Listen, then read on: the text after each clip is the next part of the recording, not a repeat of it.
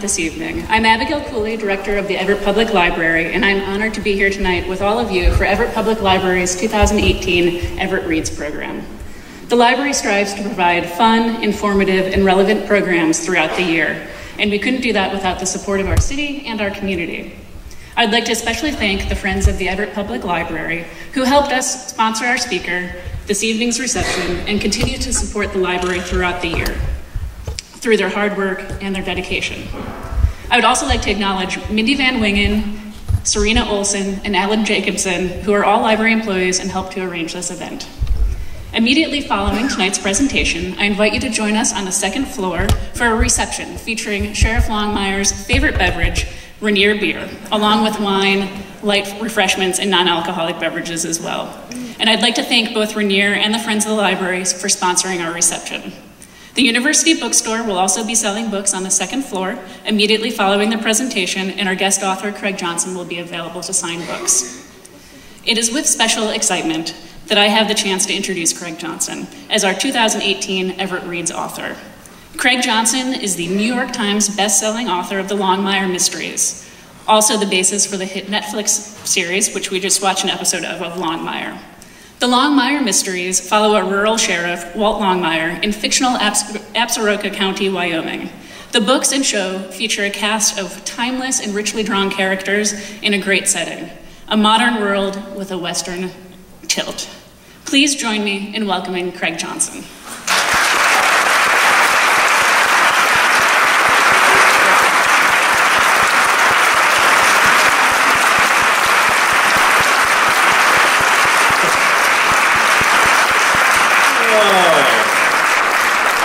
How you guys doing? Great. Must be nothing to do in Everett tonight. You guys must be bored out of your minds or something like that, so I had to share this with you.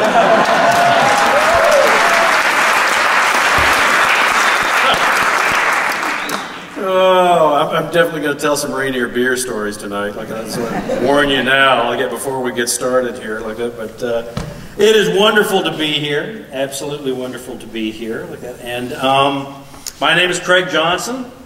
I am the author of the Walt Longmire mystery novels, and I'm probably the most famous author in Ucross, Wyoming. Kind of a big deal there. The fact that we only have a population of 25 shouldn't have anything to do with that. But yeah, whenever I'm to start one of these events, it's always kind of funny for me like that, because whenever I'm standing back there watching the TV show, it still has the same effect on me that it did whenever I saw it the very first time, because they'll mention something about Wyoming or Sheridan or the Bighorn Mountains, and I'm looking up at it and going, what is that anyway? Oh yeah, it's us, okay. But for me, like that, there's a story that I can tell like that probably is more, it demonstrates probably what my life is like now as an author more than anything else like that. And what basically happened is that we fly out of up in Billings, Montana. Like that. My wife won't fly on the planes that go out of northern Wyoming because they're the ones where they give you a leather helmet and a pair of goggles and say jump in, And so anyway, we're on our way up to Billings, like I had to jump on a plane. And, Judy knows that traveling with me is kind of like traveling with a trained bear. As long as the bear stays fed, we're all okay. But if the bear gets hungry, things could get bad really quick. And so, anyway, we're going through Red Lodge, at this little town in Montana. We stop on the outskirts there at the little cafe, and go in, have something to eat, and I go over and I'm writing a check, after we have lunch, I go over and I'm writing a check at the counter, and that kind of gives you an indication of what kind of place it is. You can still write a check, and so I'm writing the check, for lunch, and when I'm not wearing one of these, I'm wearing one of those Absaroka County Sheriff's Department ball caps that we sell on our website, mostly because I wanted one, and so we have those, but they're like a brown ball cap, and it's got the emblem of the Absaroka County Sheriff's Department. On the back it says Durant, Wyoming. And if you didn't know that there was no 24th county in Wyoming. You know, if you didn't know there was no such thing as Absaroka County, they look pretty real, all right? So I've got one of those things on, and mine's kind of weathered down, like that, and the woman behind the counter, she goes, "Where'd you get that hat?" And she said it real aggressive, like, and I thought, oh no, you know, somebody's dined and ditched, and she thinks I'm a real sheriff's deputy, and I'm going to have to go chase somebody down the main street of Red Lodge, you know? And so I looked at her, and I pointed at my head, and I said, "It's not a real county." And she goes, "The hell it's not. It's Walt Longmire's county."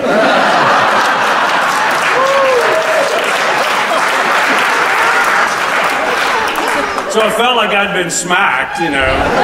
So I looked at her and I go, "Well, I'm Craig Johnson." And she goes, "So?" I said, "Well, I'm the guy that writes the books." And she goes, "What books?" And that's when that little voice in the back of my head said to me, "You should just get out of here, you know? Take whatever shreds of dignity that you've got left, you know, and just get out of here." But my pride wouldn't let me do it, right? So I looked at her, I go, "Well, the books that the TV show is based off of." And I'll never forget her response. She looks at me and she goes, "There are books?" So I told Viking Penguin, I said, "Well, from now on, whenever I go on tour, that's going to be our motto. Yes, there are books." But how many of you guys have seen the TV show Longmire? Oh, wow, okay. How many of you guys have read the Longmire books? Okay, so quite a few of you, but there are some of you who haven't. I thought what I would do like that is actually give you a little bit of a taste of what the literary Walt Longmire is. And the reason I do this is it gives me an opportunity to read the very first short story that I ever wrote. And I got to be honest with you, I've never considered myself much of a short story writer. Almost to the point that, how this happened is that, my wife and I were sitting at the kitchen table there at the ranch, and I'm drinking my cup of coffee like that, and she takes a copy of Cowboys and Indians magazine and spins it around and slides it under my coffee cup and says, "You should do that." And only those of us who've been married for a while know how easily you can ignore the phrase, "You should do that," you know? And I mean, it's almost like completely unhearable, really, when you get right down to it. And so, it was a call for short story submissions for the Cowboys and Indians Tony Hillerman short story contest. And I just turned it back around, slid it back to her, and I said, "I've never written a short story, so I'm not going to start now." And so I go down to the barn, like that, and I'm shoveling out the barn. And for those of you who've done that kind of work, you know how much free time in your mind you have when you're doing that kind of work. Okay. So I started thinking about it. I started thinking, well, if I was to write a short story, what would I write it about? And so I remembered a story that had happened like that, and I thought, okay, well, yeah, maybe I'll take that and try and work it in with this sheriff like that, his friend like that. Maybe I could get that to work. So I got back up to the house and I wrote the thing. Wrote it in less than an hour. Knocked it out in 40 minutes, right? And so then at lunchtime, I come downstairs to have lunch with my wife, and I cavalierly tossed my short story onto the kitchen table and said, "There's your short story." And my wife reads it, and that's when my loving and supportive wife said, "Well, you're not going to win with that." She was right, I mean, it's a first attempt. It's like a first draft, So what I do, I go back and I rewrite it. So I'd rewrite it, and then go back like that and put it away, like that, then get it back out, and rewrite it again, pull it back out, rewrite it again. Finally, it dawned on me, maybe there's a deadline for this contest, So I run downstairs, like, and I'm digging through the magazine rack in the kitchen, and I finally pull out this copy of Cowboys and Indians magazine, and, the deadline is that week, of course, okay? And so I just take the thing, shove it in an envelope, fire it off, it's gone. And I thought, well, I'm not going to worry about it. It's not going to win anyway. So anyway, about maybe 2 months later, like that, we're visiting our daughter, who is a lawyer in Philadelphia, who we sometimes refer to as the greatest legal mind of our time.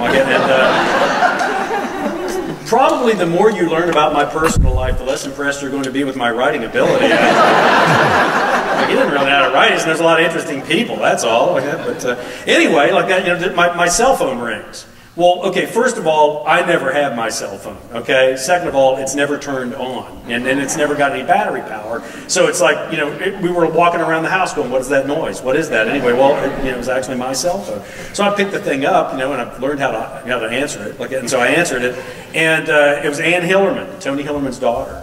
And she said, "Hey, Craig, are you going to be anywhere near Santa Fe in November?" And I said, no, I'm not. And she goes, "Well, around November 6th, is there any way you'd ever be, in Santa Fe?" And I was like, "No, I'm not going to be anywhere near New Mexico anytime in November. No, not at all." And I said, wait a minute, does this have something to do with that short story that I wrote? She goes, we would really, really like you to come to New Mexico in November. Make a long story short, it must have been a weak year, it won. And it's actually this story right here, like it was the very first short story that I ever wrote. And it stars the particular sheriff of Absaroka County. And so with your approval, I would like to give you a reading this evening. I have to put my safety goggles on before I get started here. Hold on. I didn't used to have to do this, but now I do. So, it's called Old Indian Trick, which I think you might have heard. Yeah. It's hard to argue with an old Indian or his tricks. I was driving Lonnie Littlebird up to Billings for an evening diabetes checkup at Deaconess Hospital when we pulled into the Blue Cow Cafe just off I-90 on the Crow Reservation for some supper. The Blue Cow had been a restaurant longer than it had been a casino. It's Montana breakfast, exclamation point. Served all day, exclamation point. As featured in Reader's Digest, exclamation point. Consisted of a half a pound of bacon, 4 jumbo eggs, 12 pancakes, 3/4 of a pound of hash browns, a pint of orange juice, and endless coffee. A Western epic, well known across the high plains. We'd gotten a late start and the sun was already sinking over the rolling hills of the Little Bighorn country and was casting surrealistic shadows against the 5-ton hay bales of the Indian ranchers. It was September, and with a sporadic rain of a cool August, it looked like everybody was going to get a third cutting. We rolled the windows half down and made Dog stay in the truck. I lifted Lonnie and placed the legless man in the wheelchair and rolled him in. He smiled at the remains of the day and picked up the Free Shoshone Shopper newspaper as we passed through the double glass doors and into the restaurant, where I wheeled him, the old Indian, to a booth by the window, where I could keep an eye on the truck and on Dog, and where we could hear Montana Slim singing Roundup in the Fall through his nose on a radio in the kitchen. 1948 8N tractor. Only $1,200. He held his gray and black hair back with a suntan and wrinkled hand. Comes with a Dearborn front-end loader. I tipped my hat back and pulled a menu from the napkin holder and looked at the tiny rainbows at the corners of his thick glasses. I don't need a tractor, Lonnie. It is a good price. Yes, it is so. I nodded and tossed the menu on the table and glanced around. Do you think there's anybody here? He blinked and looked over my shoulder towards the cash register, to where my gaze followed his, where 2 sets of eyes stared at us, just above the surface of the worn-out wood-grained Formica counter. So you weren't here when it happened. The Bighorn County deputy continued to take my statement. He was young and I didn't know him. Nope, we just stopped in here for a little dinner and then noticed that everybody in the place was hiding. And you were headed to Billings? I wondered what that had to do with anything. Yeah. And the old Indian was with you? I'd listened as he questioned Lonnie Littlebird, and I hadn't liked his tone. Lonnie. He stopped scribbling. Excuse me? I looked at my friend, now parked at the corner booth and still studying the shopper. His name is Lonnie. Lonnie Littlebird. He's an elder and a member of the Cheyenne Tribal Council. The deputy gave me a long, tough guy stare, or as much of one as he'd been able to cultivate in the 6 weeks that he'd spent at the Montana Law Enforcement Academy up in Helena. He stabbed the still shiny black notepad with his pen for emphasis. I've got that in my notes. Good. He gave me more of the look, so I smiled back at him. It won't be hard for you to remember his name. You didn't see anybody when you pulled in? No. No Indian male, approximately 25 years of age, but she didn't say Indian. She said dark hair and dark eyes. He didn't like being interrupted. He liked being corrected even less. Look, mister, I made him look at the notepad for my name. A tall, heavyset man entered the cafe. He wore a large silver belly hat, a .357 revolver, and a star. He waved at the 2 behind the counter, and I turned back to the deputy. Wanda's crow. If she thought that he was Indian, she would have said so. I caught the eye of the woman in the hairnet. Hey, Wanda, was the kid Indian? After a brief conversation with the manager, they both shook their heads no. You need to quit jerking us around and get a more detailed description of the suspect and put a unit out to circle the vicinity. Oh, is that what you would do? He studied the notebook again for my name. Evidently, he was not a quick learner. I watched as a large man with the star stood behind his deputy. Wesley Burrell Best Bales, the sheriff of Bighorn County, was a legend. Hell, I'd seen him eat the Montana breakfast! Exclamation point. Served all day! Exclamation point. As seen in Reader's Digest! Exclamation point. Son, don't you recognize the highly decorated Wyoming peace officer of Absaroka County? Wes excused the deputy, telling him to get in his unit and ride surveillance, and drank a cup of coffee as I talked to the manager. Ray Bartlett said the kid had come in and that he'd asked for a job, and that he'd given him an application. The kid sat in the corner booth until a couple of rodeo cowboys had finished up the buffet and then departed. He'd worked up his nerve and come up to the register and pulled a .22 pistol from his waistband and stuck it in Wanda pretty on top's face and demanded the cash. And Wanda, figuring that $214 wasn't worth her life, and unsure if the 22 would kill her or just hurt real bad, handed it over.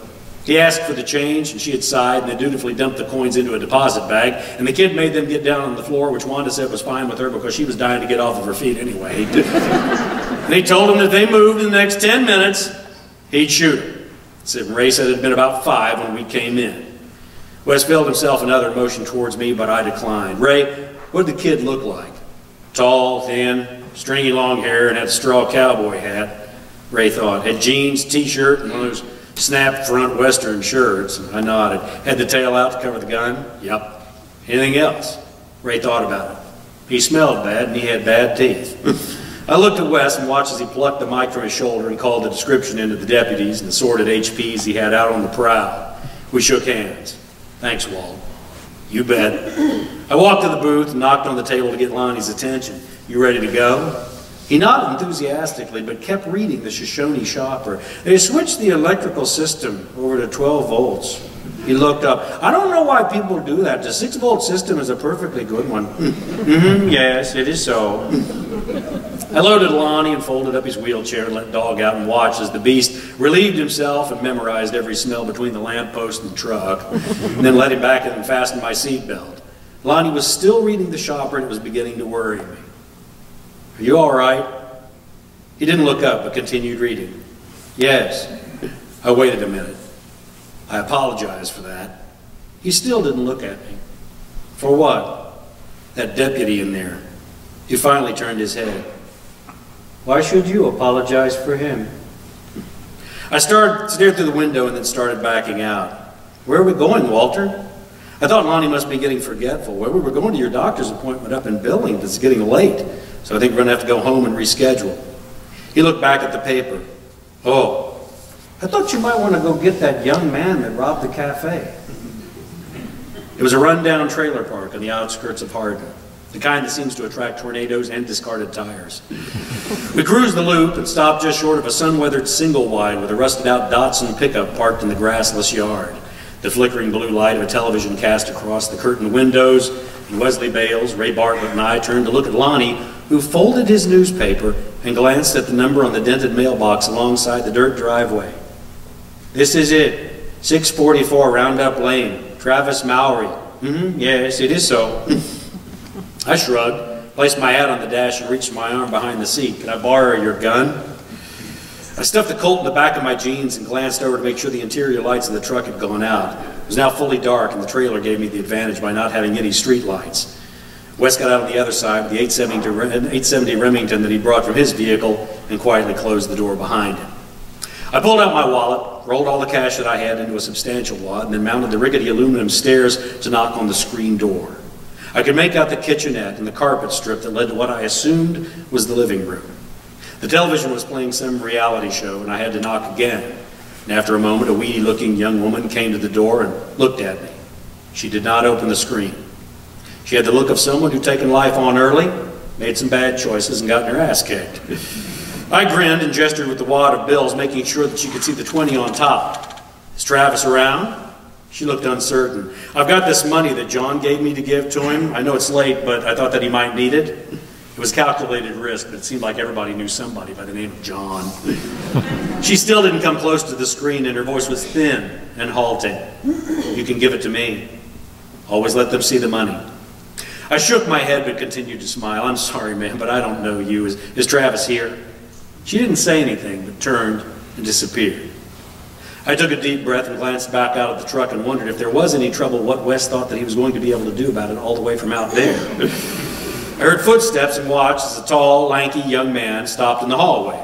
He wore dirty jeans, boots, and a grimy wife-beater t-shirt. He was drinking a can of Coors Light and was smoking a cigarette. Who are you? I'm a friend of John's. I was supposed to bring some money over to you. John who?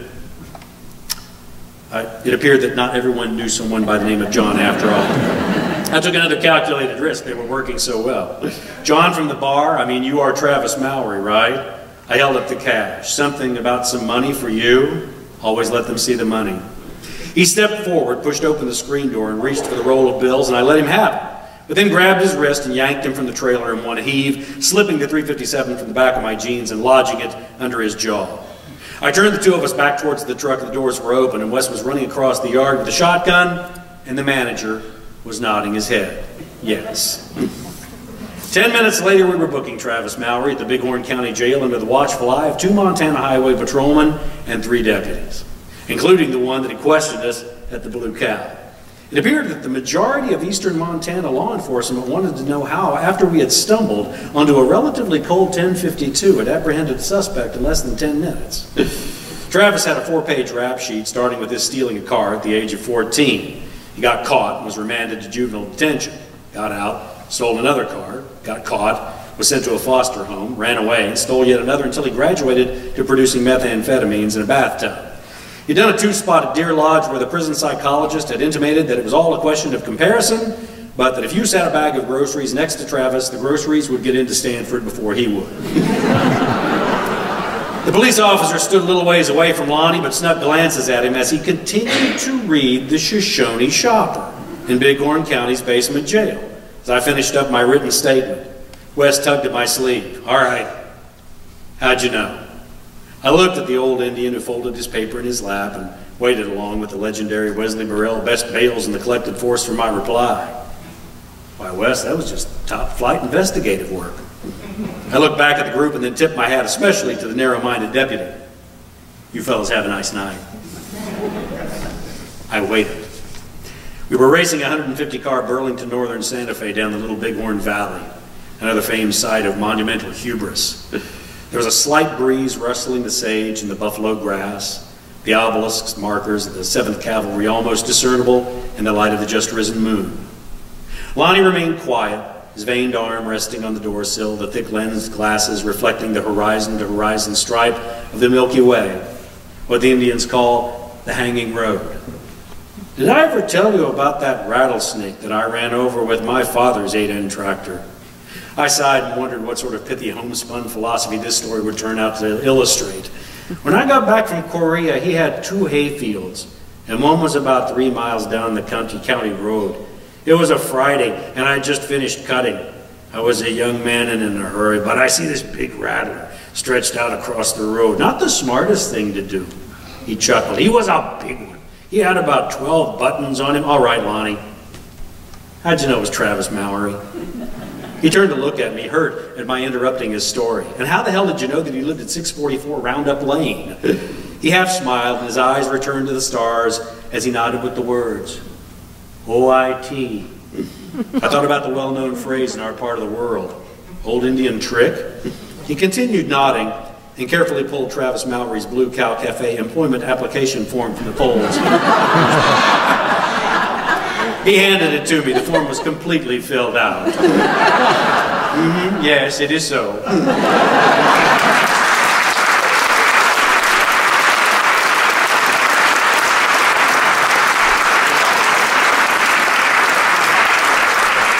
Now you've seen a little bit of what my life is like now up here on the screen like that. How many of you are here because you thought Robert Taylor was going to be here tonight? Lou Diamond Phillips, Katie Sackhoff. How many of you guys are here too? But it wasn't always like that. Whenever I sat down and started working on the idea for this book, and it was really originally going to be just a standalone, novel was all it was going to be, The Cold Dish. And how it kind of kicked off was I wanted to write a novel, and I ran into 2 DCI investigators there in Wyoming. It's Division of Criminal Investigation, where we have 1 crime lab in the entire state, down in Cheyenne. And so I ran into these guys and I asked them, and this was right with the time when all the CSI stuff was really starting to break out, all the books, all the television shows and all that stuff. And I ran into these 2 guys and I said, how long does it take you guys to get DNA evidence? And he pauses for a second and he goes, is this a high profile case? And I said, let's pretend like it is. And he goes, about 9 months.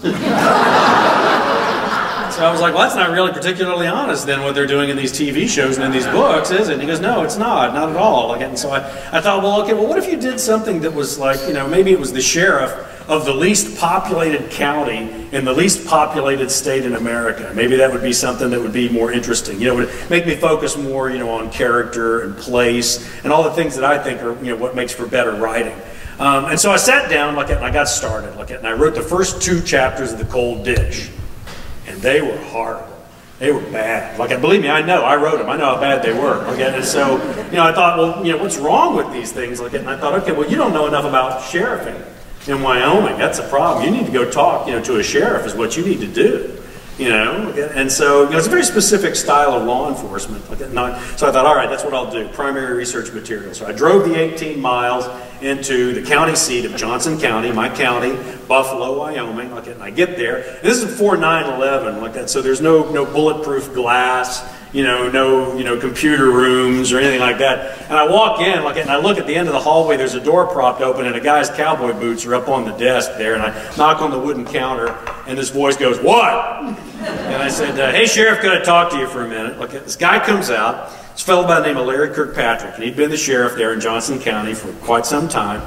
And I introduced myself. I said, "My name's Craig Johnson. I got a little ranch out near Ucross, and I'm writing a murder mystery about a Wyoming sheriff. And I was wondering if you could possibly help me with it a little bit." And he said, "Well, come on back into my office." So I walked back into his office. And I got to tell you that, you know, with the success of the books and the television show, I've been in a lot of sheriff's offices over the last 13 years. Purely on a professional basis. And I get back there, and he's got bookshelves in his office. Not all sheriffs have bookshelves in their offices. So I'm feeling pretty confident about this. So I sit down and we start talking, and he says, "I don't know how much help I'm going to be to you, in this." And I said, "Well, I'm not looking for literary criticism. I'm looking for, how a rural sheriff would process a homicide investigation is what I'm looking for."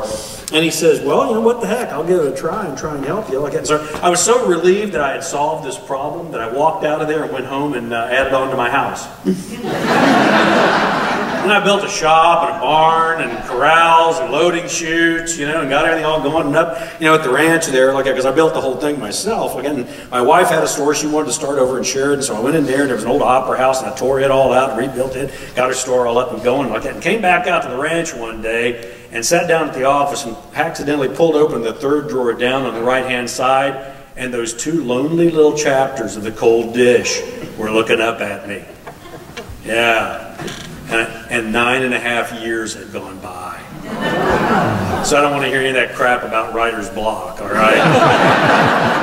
So I pull these 2 lonely little chapters out, and I'm looking at them, and they are just as bad as I remembered them being. I mean, they're every bit as bad. And so I thought to myself, this is going to be embarrassing, because you're going to have to go back in and reintroduce yourself to the sheriff all over again. I hadn't spoken a word to him, but I voted for him 3 times. So I thought this is going to be embarrassing, so I kind of put it off, was trying to not do it. And so I went into town, and just, on a lark, I was putting gas in the truck, and I was there at the Texaco station. And so I'm pumping gas into my truck, and I'm standing there, and all of a sudden this police cruiser pulls in on the other side of the pump aisle and stops. And this guy gets out, he starts fueling up his cruiser, and he turns around and he looks at me, and he drops his Ray-Bans down on his nose, and he pops his hat back like this, and he folds his arms, and he's looking at me, and he's giving me this look that says, "What did I arrest you for, and when was it?" And so I'm thinking, this is going to be even worse than I thought, because it's going to be in public. So I stuck my hand out, and I said, "Sheriff Kirkpatrick, you're probably not going to remember me." He goes, "Your name is Craig Johnson. You're the one that's got the little ranch out near Ucross, and you're the one that's writing a murder mystery about a Wyoming sheriff." This was a 10-minute conversation from almost 10 years previous. And I looked at him and I said, "That is absolutely amazing." And he looks at me and he goes, yeah, if you don't mind me saying so, this book's going kind of slow."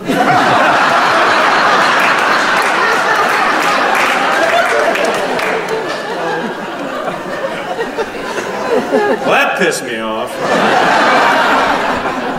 So, I got started on this book. I really jumped in, and got started on it. And I started writing on this thing. And, one of the things I think, that I made, the mistake that I made, and I want to tell you about this is in case there are any writers out there, young and aspiring writers like that. I made the mistake that I think a lot of beginning writers make, because my thoughts were, what, if I get them to publish this book, they're never going to publish another one. So I'm putting everything in this book. And so by the time I got the first draft of The Cold Dish done, it was like 650 pages long. It really was. It was like Absaroka County, and, it was like War and Peace in Absaroka County. And so, I thought, okay, all right. And so the first people that you torture your work with is always your family. Those are always the ones that you give, the torture to first. And so I sent off the 650-page manuscript to my brother and to my mother and father. And I think I waited a full 48 hours before I started badgering them with phone calls as to whether or not they'd read it or not, for gosh sakes. And so I remember calling up my brother like that, and I called up my brother and I said, hey, have you read that manuscript I sent over? And he goes, oh yeah, I have, and you're dead. And I said, what do you mean? And he goes, Craig, the old sheriff, Lucian Connolly, that Walt goes and plays chess with at the Home for Assisted Living on Tuesday nights, that's our dad.